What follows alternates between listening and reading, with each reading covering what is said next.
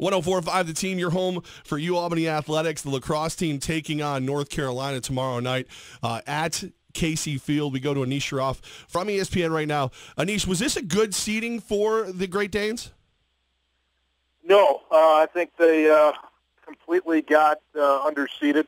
To me, this is a top 4 team. It's a potential, not just a national semifinalist and a team that can get the championship weekend. Albany is a team that could legitimately win the whole thing. They're a complete team. They're talented.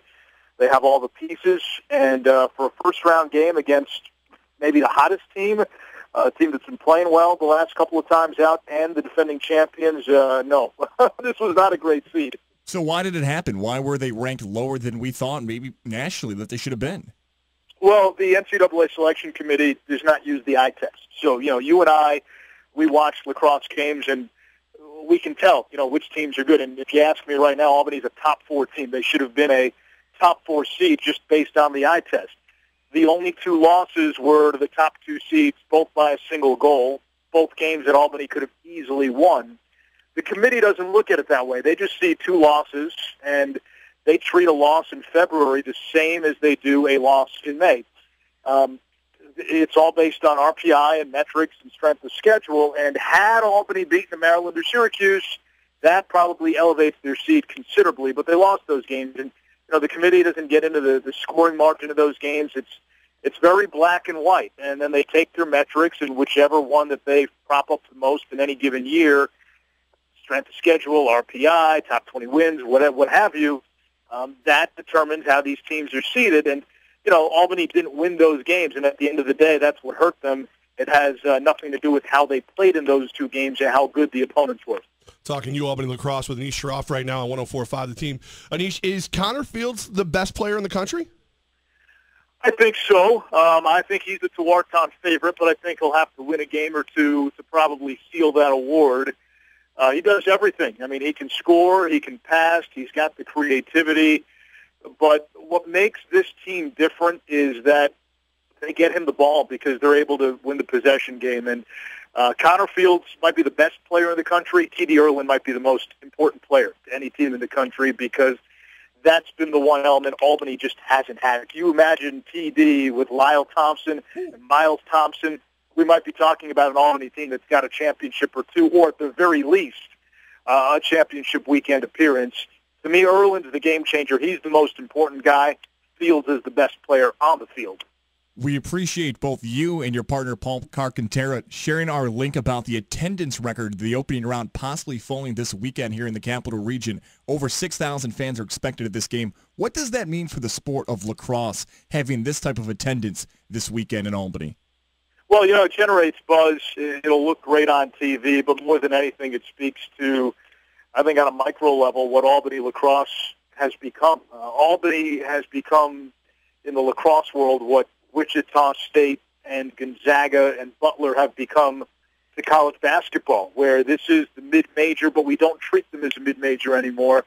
They're good enough to play with the big boys. They have the respect of the big boys. You know what?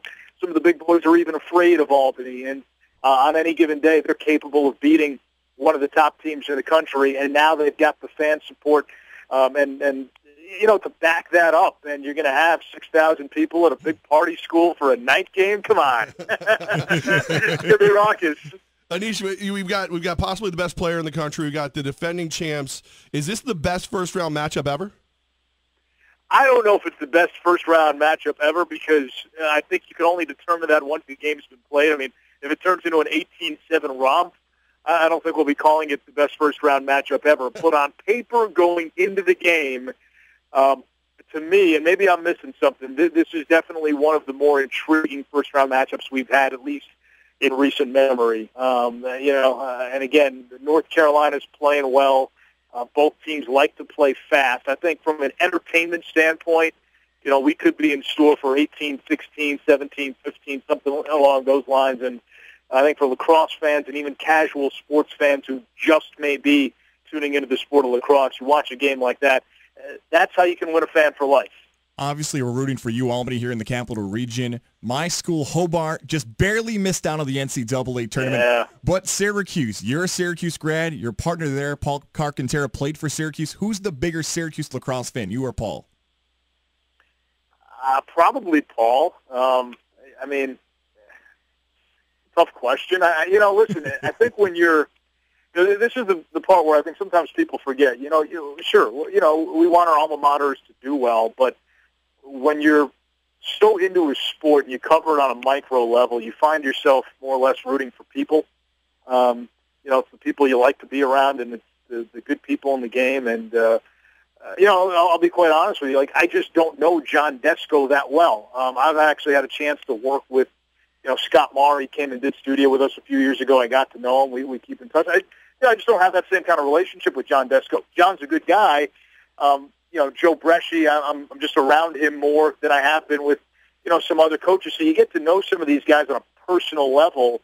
And so it becomes a business where, you want to see good people succeed, and you want good people to do well, and people that do well. So, it's Bresci and Maher, two of my favorites to cover in the sport. Fortunately, they're playing each other in the first round, so, I wish them both luck. But, when you're in this deep, you root more for people than you do for the program, believe it or not. That's a much nicer answer than what Paul gave me, and I told him I went to Hobart, and he told me to go pound sand, wanted to end the interview, stop throwing fish at him, so very much nicer than what Paul told me before.